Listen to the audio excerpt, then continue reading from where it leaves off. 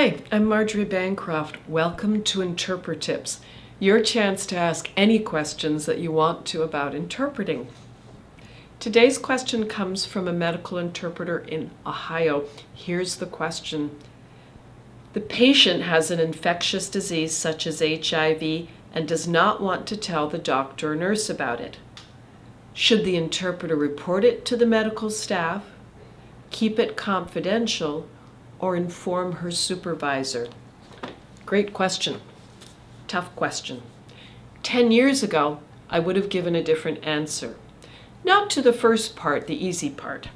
That would be if the patient disclosed this information during the session while the doctor or nurse was distracted by something else, for example. In that case, simply interpret the information, but make sure to say during your introduction that you will interpret everything. That's the easy part because the specialists in the medical interpreting profession all agreed on that long ago.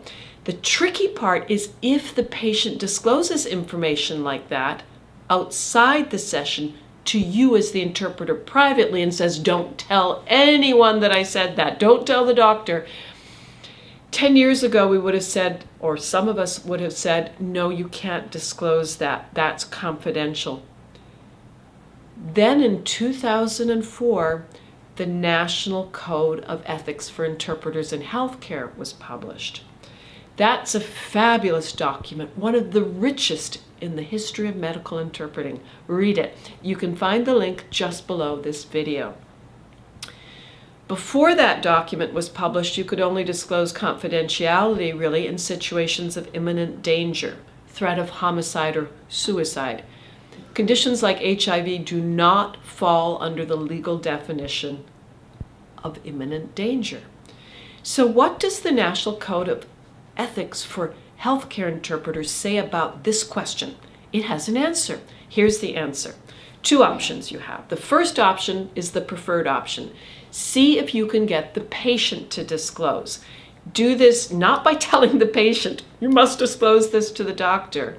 Instead, offer information, for example, about the risks of not disclosing and the benefits of disclosing.